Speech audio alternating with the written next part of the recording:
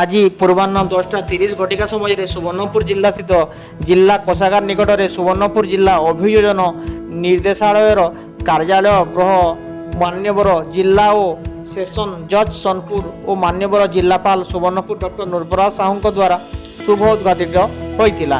ଏହି ଉଦ୍ଘାଟନୀ କାର୍ଯ୍ୟକ୍ରମରେ ମାନ୍ୟବର ଜିଲ୍ଲା ଓ ସେସନ ଜଜ୍ ସୋନପୁର ମୁଖ୍ୟ ଅତିଥି ଭାବେ ଯୋଗଦାନ କରିଥିବା ବେଳେ ମାନ୍ୟବର ଜିଲ୍ଲାପାଳ ସୁବର୍ଣ୍ଣପୁର ସମ୍ମାନିତ ଅତିଥି ଭାବେ ଯୋଗଦାନ କରିଥିଲେ।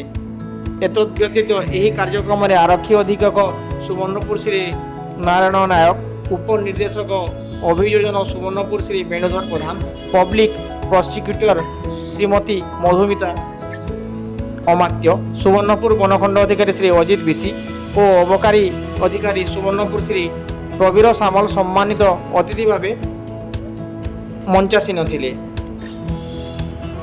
ଅତିଥିମାନେ ଏହି ନୂତନ ଭାବେ ଉଦ୍ଘାଟିତ ଜିଲ୍ଲା ଅଭିଯୋଜନ ନିର୍ଦ୍ଦେଶାଳୟ କାର୍ଯ୍ୟାଳୟ ଗୃହର ଆବଶ୍ୟକତା ଓ ଉଭୟ ଆଇନଜୀବୀ ଓ ଅଭିଯୋଜନ ବା ପ୍ରସିକ୍ୟୁସନ କାର୍ଯ୍ୟରେ ନିୟୋଜିତ ଅଧିକାରୀ ମୁଦାଲା ଜନସାଧାରଣ କାର୍ଯ୍ୟରେ ବ୍ୟବହୃତ ହେବା ସଙ୍ଗେ ସଙ୍ଗେ ନ୍ୟାୟ ପ୍ରଦାନ ପ୍ରକ୍ରିୟାକୁ ସୁଦୃଢ଼ ଓ ତ୍ୱରାନ୍ୱିତ କରିବା ଉପରେ ସେମାନଙ୍କର ବକ୍ତବ୍ୟ ଉପସ୍ଥାପନ କରିଥିଲେ। ଏହି ଉଦ୍ଘାଟନୀ କାର୍ଯ୍ୟକ୍ରମରେ ଜିଲ୍ଲାର ଅନେକ ଆଇନଜୀବୀ, ଜନସାଧାରଣ, ବୁଦ୍ଧିଜୀବୀ ଓ ବିଭିନ୍ନ ସମ୍ବାଦପତ୍ର ଗୁଡ଼ିକର ସାମ୍ବାଦିକ ଓ ଗଣମାଧ୍ୟମର ପ୍ରତିନିଧିମାନେ ଉପସ୍ଥିତ ଥିଲେ।